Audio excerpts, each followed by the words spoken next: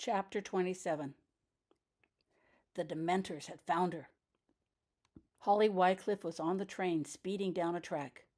The train engine roared loudly in her ear, but the Dementors kept pace and sucked up everything, leaving behind only failure and guilt.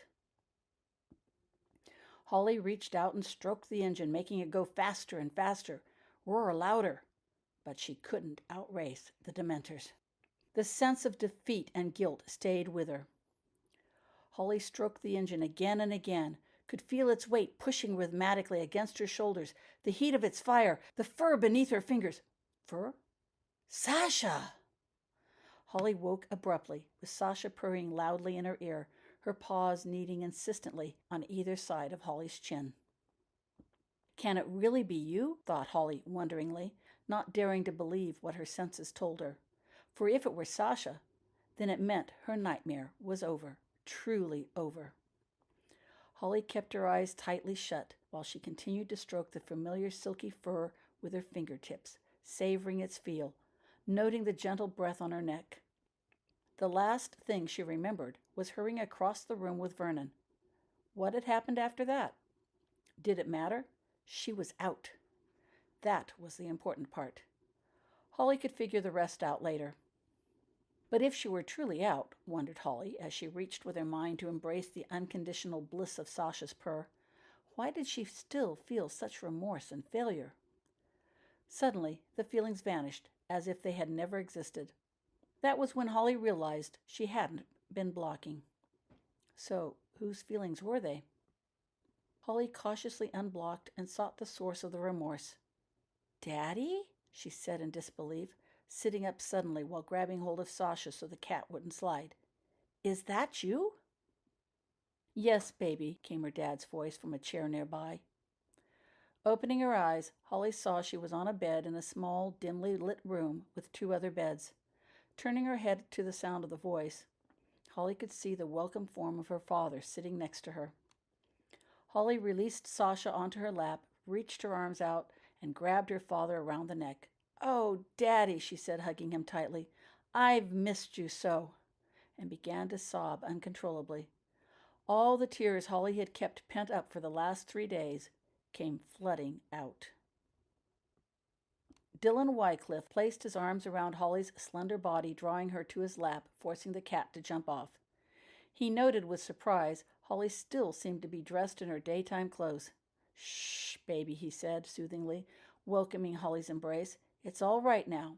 He missed Holly too, but not, it seemed, the way she did.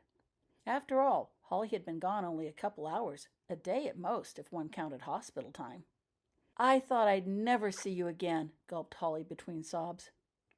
"Me too, baby, me too," replied Dylan honestly as he stroked her long hair.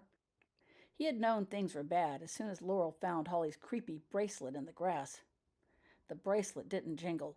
It had once, but then Dylan had complained loudly about the noise, and when Holly next returned from school, the bracelet didn't make any noise at all. Holly was never without it. Dylan realized things were worse than bad when Laurel mentioned that Lord Voldy guy's name.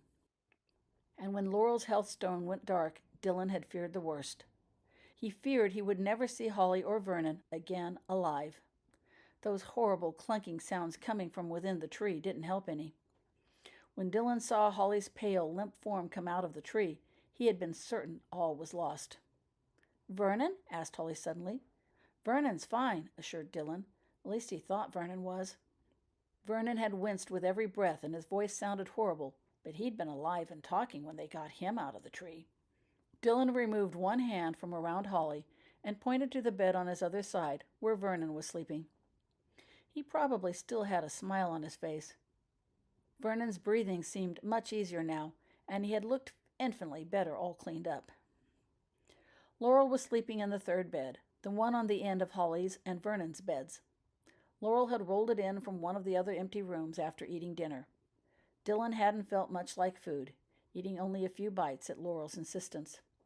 Nor had he felt like sleeping, so he had opted for the chair next to Holly, where he could watch and think. "I'm so sorry," he whispered to Holly, hoping to not wake Laurel or Vernon. "I've been trying hard to keep you safe, but I've only made things worse." Daddy. Shh, said Dylan, placing a finger on Holly's lips before she could say more. I've decided that if I can't keep you safe, at least I can make you happy. You can go back to that school if you want to, he added swiftly. There, he'd said it. Oh, Daddy, said Holly, winding her arms around him even tighter. Thank you. And Dylan hugged her tightly back.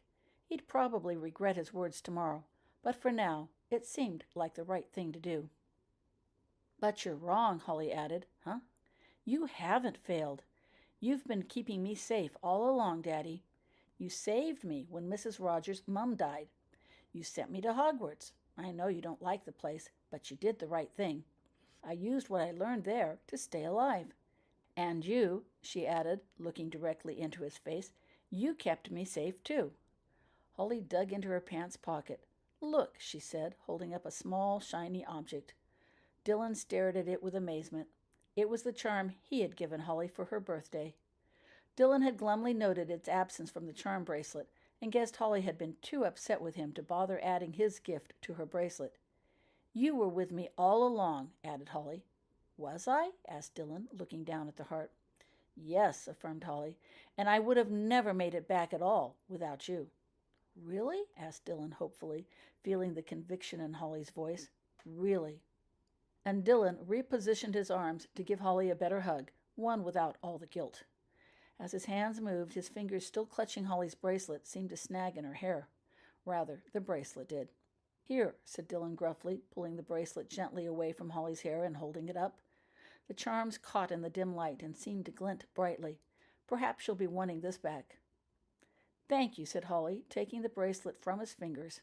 She swiftly unclasped and wound the chain and charm around her wrist and refastened the lock. I do. But, if you don't mind, I'd rather wear your heart like a necklace. That way I can have it with me always. Do you think you could buy a chain for it? I can do that, said Dylan with a smile. Thank you, Daddy, said Holly, hugging him again warmly. Dylan was suddenly glad it was dark, so Holly couldn't see the tears forming in his eyes. Hey, came Vernon's voice groggily from the other bed. What's going on?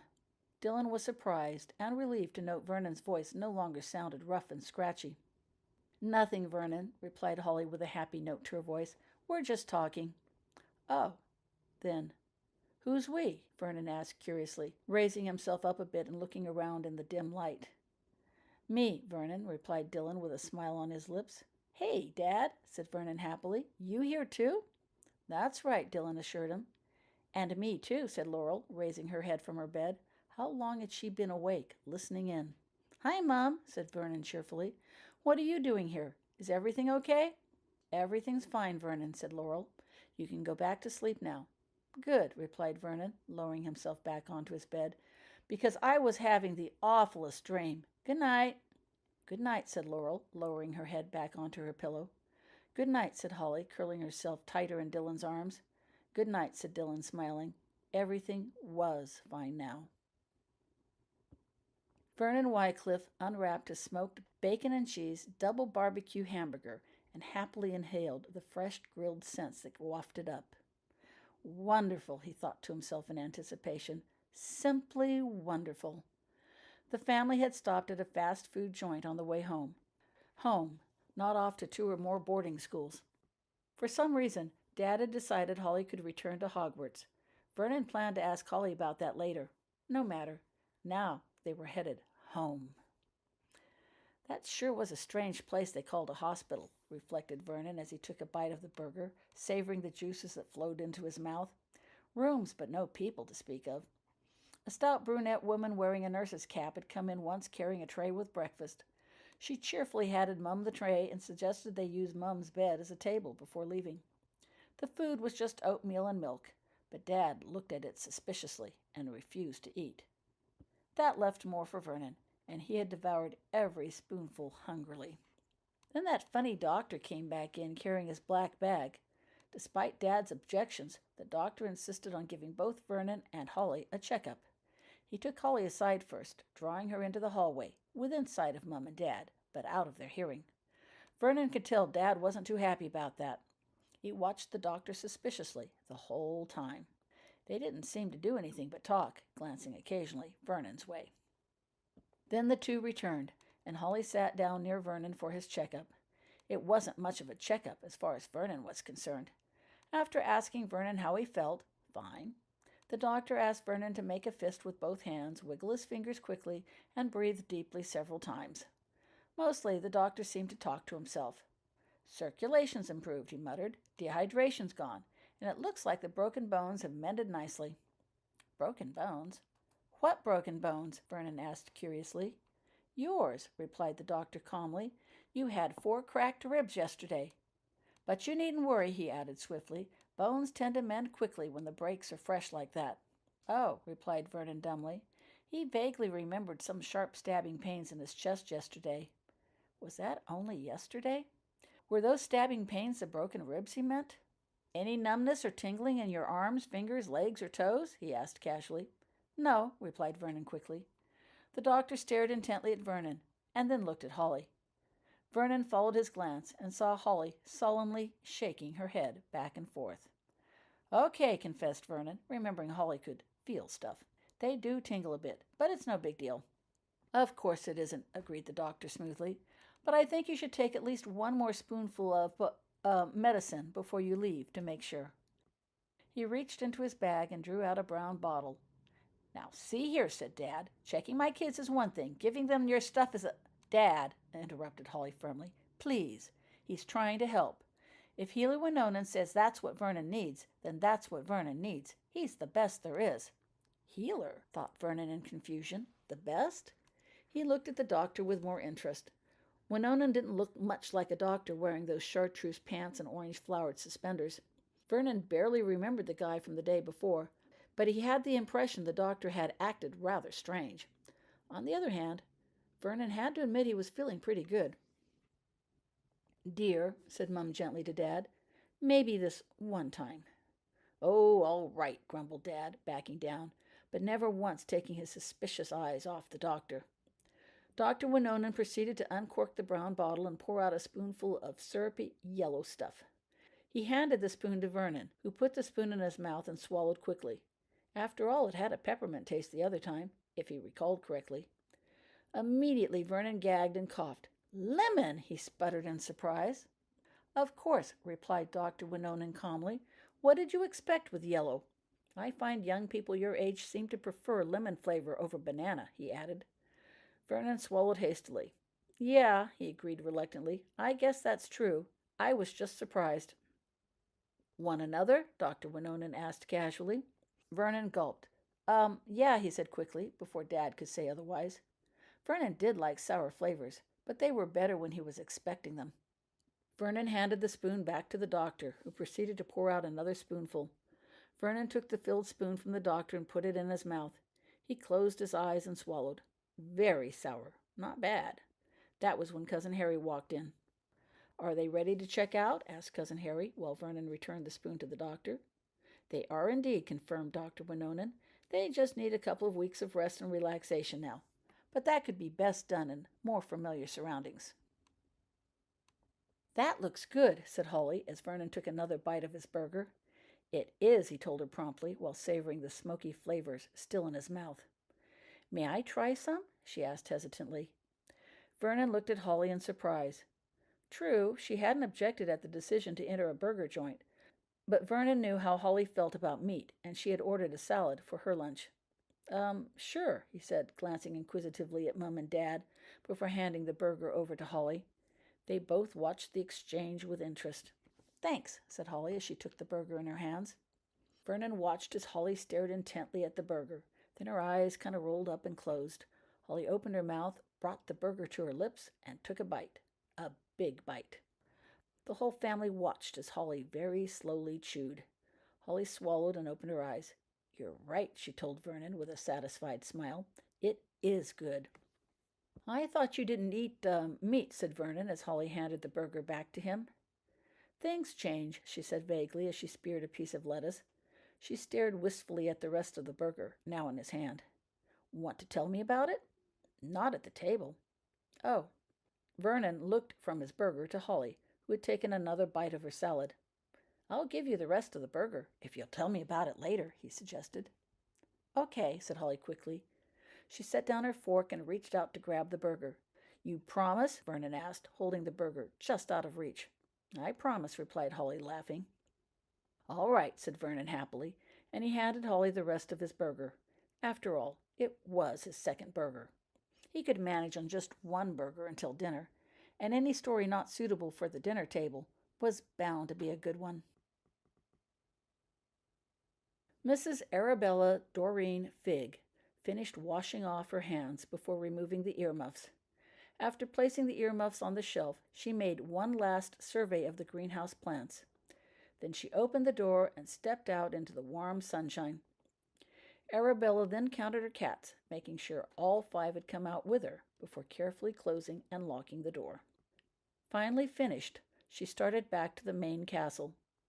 Repotting the mandrakes wasn't part of her usual assignments, but Neville was in Brazil seeking new plant specimens, and Arabella had agreed to watch things for him during his absence.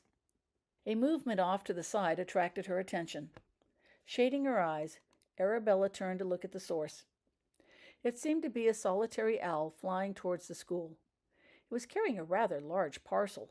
Mealtime had come and gone ages ago, but Arabella judged the size of the package was the cause of the owl's slowness. As the owl drew closer, she wondered for whom the package was intended. There were few people on the grounds during the summer. To Arabella's surprise, the owl suddenly veered her way. It flew overhead, dropping the package at her feet before rising high in the air and flying swiftly off. "What on earth?" mused Arabella, staring at the package, while trying to remember if she had recently ordered anything. Certain she hadn't, Arabella decided it must be a mistake of some sort.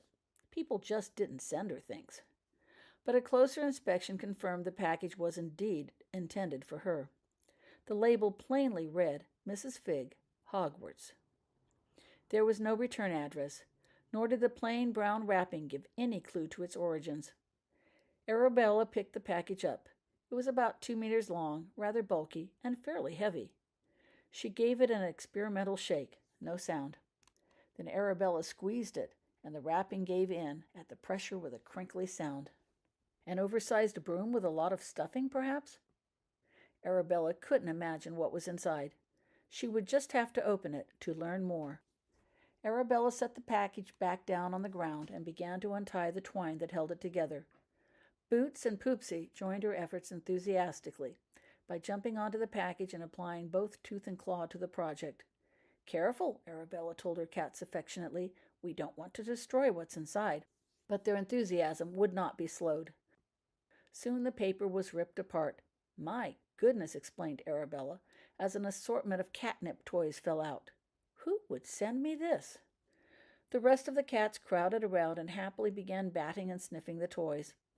Arabella tore open the rest of the package and discovered it was a cat tree house / condo for 5, complete with a rug post for scratching. Tucked around the post and inside the different shelters were more cat toys and an assortment of cat treats. Taped firmly to the base of the treehouse was a rather large round tin. Pulling off the tape, Arabella released the tin and examined it carefully. A plain white Muggle-style envelope was affixed to the top. It read, "Mrs. Figg, Poopsie, Boots, Tiger, Prince, and Snowball." Arabella removed the envelope and tore it open. She pulled out a folded piece of stationery. She opened it and read the message within. "Dear Mrs. Figg, Poopsie, Boots, Tiger, Prince, and Snowball, thank you for everything. Sincerely, Holly Wycliffe." "Miss Wycliffe?" thought Arabella with surprise. "Why would she send me anything?" Arabella certainly knew Miss Wycliffe. They had spoken to each other once or twice in the hallways, but only to exchange casual greetings. None of that was enough to merit a gift such as this. There was a postscript on the bottom of the page. "P.S. Perhaps Cousin Harry might enjoy looking at your cat photos one day, especially the one of Baby." "Baby?" thought Arabella in amazement. "I haven't thought of Baby in ages." She frowned, trying to remember the photo with Baby, wondering why Harry might be interested in that particular cat. "Oh, my," she whispered in surprise. "That's right. Harry helped with that photo." Now, how on earth would Miss Wycliffe know that? Arabella folded up the note and returned it to the envelope. Putting the envelope in her pocket, she opened the tin. It contained an assortment of sugary sweets suitable for tea. They all looked handmade and very delicious. "What have you here, Arabella?" came the voice of Headmistress McGonagall. She was returning from her morning constitutional around the grounds. Noting Mrs. Figg in the pathway with all the paper, McGonagall had gone to investigate. "It's a gift from Miss Wycliffe," replied Arabella while she closed the tin. "Indeed." "Yes," continued Arabella, "her note says thank you, but I can't imagine why or for what." "Well, perhaps you can ask her when she returns to school this fall," said the headmistress. "I thought she wasn't returning this year," said Arabella, remembering comments made earlier that summer when Harry had requested help in making official-looking transcripts for Holly. "Well, her parents must have changed their minds," replied the headmistress. "I just got word this morning. Holly is definitely returning, and her tuition has been already paid in full." "In that case," said Arabella, bending down to pick up some of the cat toys, "I shall be sure to ask her." "Would you like some help carrying all this inside?" inquired McGonagall. "I would indeed," replied Arabella. She had tossed several of the toys and treats in an untorn section of the wrapping paper, intending to use it as a makeshift bag. "Thank you so much." The headmistress took off her hat and started filling it with toys as well. Holding her hat with one hand, she picked up the cat condo with the other. When Arabella was finished collecting the rest of the things, she gathered up the bag, holding it in one hand and the tin in the other. Then the two women continued their way to the castle. They had to walk carefully to avoid the 5 cats that excitedly circled their feet as they moved. "When we finish setting this up," began Arabella as they walked, "would you like a spot of tea? I've some new cookies to try," she added, nodding to her tin. "That sounds like an excellent idea," said the headmistress. "I do believe I would enjoy some tea about now." "And I have some photos of my cats you might be interested in seeing," continued Arabella thoughtfully. "One in particular of a cat named Baby." The small white ball sailed past the table, landing on the ground behind her. "That makes the score 6-4, said Ravenda Ivani Vasari as she went to fetch the ball. Her cornrow braids jingled as she bent her head. "You serve now, Don," she added, tossing the ball to her little brother. Don caught the ball and held it carefully with one hand. 4-6, he called out as he dropped the ball on the table and hit it over the net, using the paddle with his other hand. Ravenda hit the ball back to him, but not too hard. Devant was only 8 years old after all, and still learning the game. They volleyed gently back and forth to each other a few times, and then a lucky shot of Don's landed the ball on the edge of the table just on the other side of the net, in a location too difficult for Ravenda to reach. It bounced once on the table and then landed on the ground nearby. "Got you," Don said with delight. His brown eyes twinkled and his earnest face broke into a wide smile. "You did indeed," agreed Ravenda, smiling also as she walked around the table. "That makes the score 5-6, she added, as she bent down to get the ball. "You're almost caught up." She handed the ball back to Don. Don paused to brush some brown strands of hair out of his eyes. "Look," said Don suddenly, pointing into the air behind Ravenda. "An owl." Ravenda turned and looked in the direction Don was pointing. "So it is," she agreed. "But what kind?" She had been working with Don on bird identification and had made several trips with him to a nearby aviary to further his knowledge. Don placed his ball and paddle on the table and studied the flying bird for a moment before responding. "I believe it's a barn owl," he concluded. "Very good," said Ravenda approvingly, while placing her own paddle on the table. "And what do we know about barn owls?" Don's brown features screwed up in concentration while they both watched the bird fly closer. "Well," he began, "they are found on every continent except Antarctica." "Yes?" "They eat small mammals such as mice and live in the grassland and fields." "And?" "They like to nest in hollowed trees and buildings." "And?" "And they're usually nocturnal," he concluded jubilantly, "which means this owl has a message." "Excellent," said Ravenda, although the last part was fairly obvious, as the owl was clutching something in its claws that could be clearly seen, even from a distance. Further, Ravenda recognized this particular owl as one that often dropped messages at the Hufflepuff table, in particular in front of Becky Smith. That meant it was probably a Smith family owl. Ravinda could not imagine why Becky or anyone in her family would be sending her messages. Becky was several years younger than Ravinda. They didn't share classes and had never had an occasion to even speak with one another. When the owl was overhead, Ravinda reached out her hands and the bird dropped the paper it was carrying. Ravinda caught it easily. Instead of a parchment roll, it was a Muggle-style envelope. It bore a simple address. Ravinda Vasari, Aylesbury? Who's it from? Asked Dawn eagerly. A classmate, replied Ravinda vaguely. The return address explained much. H. Wycliffe. Ravinda knew Holly Wycliffe rather well, having dueled against her at school, and Holly was best friends with Becky. But Holly was not the letter-writing type, at least not to Ravinda. They had been classmates, nothing more. Ravinda turned the envelope over and opened it. She pulled out a single folded piece of paper. When she opened it, something fluttered to the ground. Don bent eagerly to pick it up. "Whoa," he said excitedly, fingering the 10-pound note in his brown hand. "Why'd you get this?" he asked as he handed the note to Ravinda. "I don't know," replied Ravinda thoughtfully. She turned her attention to the message on the paper. Dear Ravinda, thank you for all your help and for the loan. They were both much appreciated. Sincerely, Holly Wycliffe. P.S. Be sure to give everyone in your family a hug from me. H. Interesting, mused Ravinda after reading the message. What? She says she's returning some money I loaned her. What's interesting about that? Asked Dawn. I didn't loan her any, replied Ravinda, folding up the paper. So why give you the money? I don't know, replied Ravinda while returning the paper and note to the envelope. It's a mystery, she concluded happily. Something for me to ponder on during summer vacation. In the meantime, Ravinda added while stuffing the envelope in a pocket, why don't you and I go inside for some lemonade? Okay, agreed Don. He liked lemonade. The two left the table and walked back towards the house. Suddenly, Ravinda bent down and wrapped Don in a tight hug.